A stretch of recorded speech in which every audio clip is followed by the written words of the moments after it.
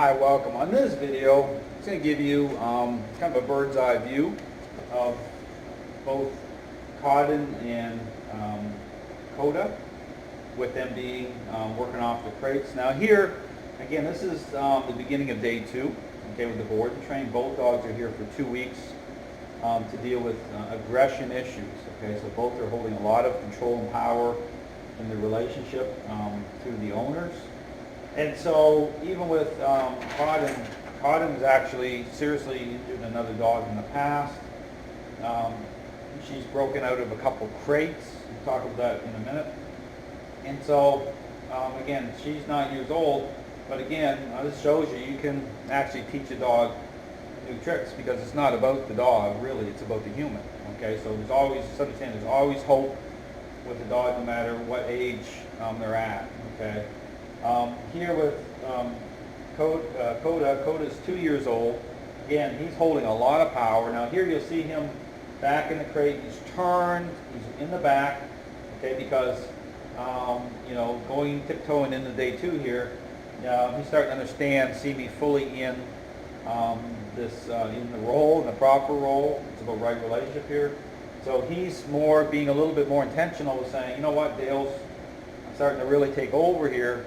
I'm going to just kind of try to, you know, keep my distance from being brought into the script, okay? And that's okay. So here, in terms of him coming forward and beginning to come into the muzzle more willingly, okay?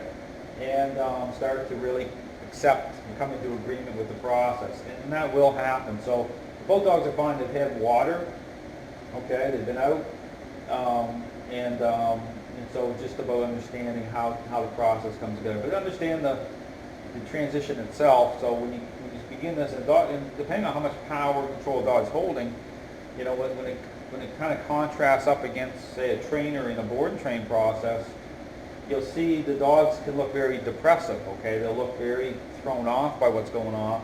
In fact, the first day or two, the dogs likely are not going to eat much food, okay, because of that, okay, but the food will come back online, because what's happening, those are all control issues, okay, they're in control, and so the motives are in play here.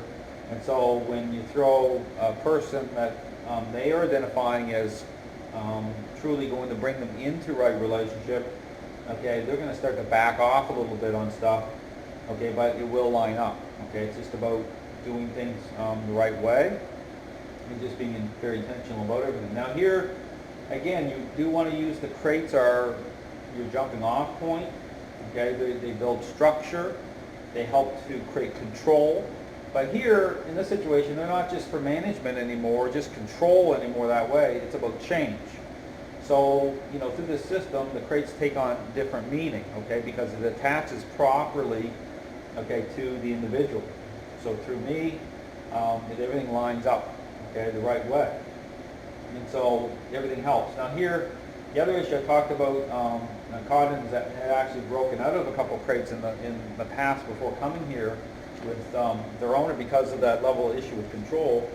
So here, when Codden came in, okay, what I did first, you know, initially the first few hours, is use the remote collar, okay, and again, I talk about using it, I'm using it on the vibration setting, to help to interrupt her state of mind with, as she was pushing against the crate, okay, as she's starting to, you know, push her body and with the intent of wanting to get out of there. I would interrupt those states until that state of mind started falling back. You can see she's drinking some water, start falling back, and then, you know, line that up. So here, when you're doing that, it's really understanding how to use the tools effectively. So once you get that resolved, you know, she isn't going to try to, and she hasn't at all from when she came here last evening until now. She hasn't tried to go against or push out of the crate at all, because everything's making sense, everything's lining up, okay, and she's starting to come into agreement already, because again, it's really understanding how there's no confusion here. It's all, you know, she's saying, okay, Dale's in charge. You know, it's about what's reasonable. Just understand the whole context about how influence is communicated, how it sets up. It's all about what's defined as reasonable level of influence to create change. So again, it's how it's communicated, and it makes sense to her and says, okay. And what actually will do is takes the stress load off her, okay? Because when dogs are holding a lot of control and power in the relationship, ultimately they're stressed out. Okay, they're getting they're like living in two worlds. They're getting a wrong message here, and it creates this. It's like a car not firing on all cylinders. Okay, it's like a relational misfire. So here it's about right relationship. Okay, it makes sense to the dog. You start to fulfill your proper role in nature. It starts to balance out just fine, and it takes the stress load off her. So really, it's a type of rehab situation. So it's the structure has to hold true. The methodology, okay, it's got to align properly, to line everything up.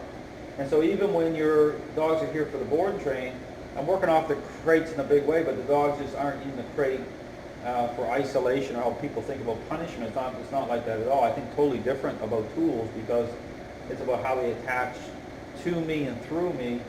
And then the method itself, the methodology is the dogs are out a lot, okay, with different interactions, relational method is being brought online.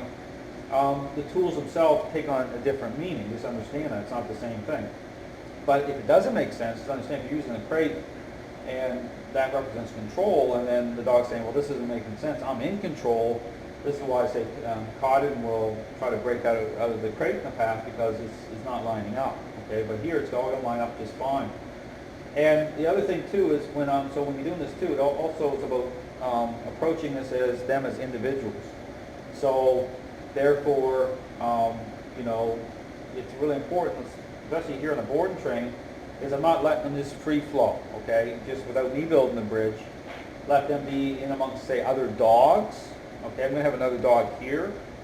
Jax is coming, service dog, and so I'm able to use Jax, okay, and vice versa, to build bridges, but I wouldn't have them amongst a pack of dogs, because just understand that picture could look great. So looking at just the picture, I talked about this picture problem. Both Codden and Koda could be out, and I could have dogs out here at my training facility, and they're floating around looking great, but that can be a real problem, just understand, because they can continue to hold power, okay, and control through that dynamic, okay? And then this is why things could look great and the dogs go home, and then the owners say, why isn't this lining up? I'm still having problems.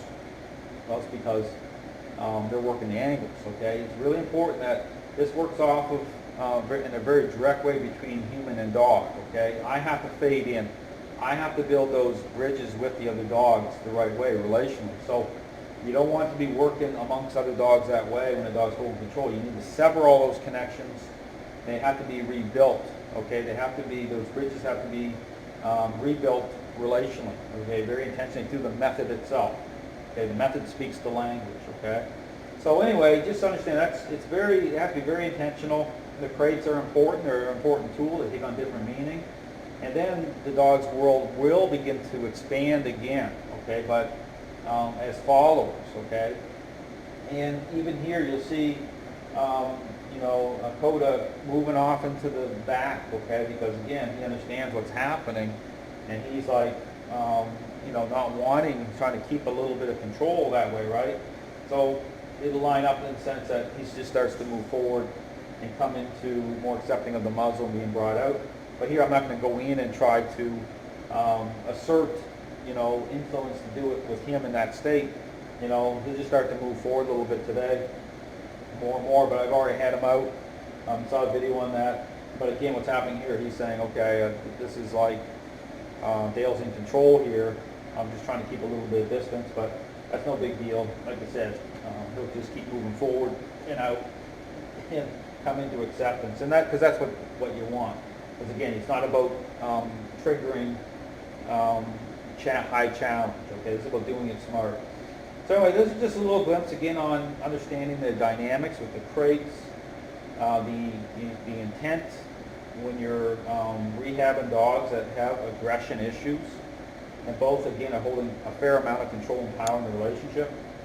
So the board and train, what it does, it's a good jumping off point. Really helps to build a foundation. It sets the cornerstone, so to speak, in that process. So when both dogs go back after the 2 weeks, the owners have a really good level of insight. They already have the cornerstone set, and then they just maintain the process. Okay, they maintain a level of the process to keep it at a certain level for a while, and then until everything starts to line up. So totally fixable, just understanding about decisionable motives of dogs, painting the right picture, understanding how the picture needs to be painted, and the methodology, everything lining up properly. So anyway, thanks for watching.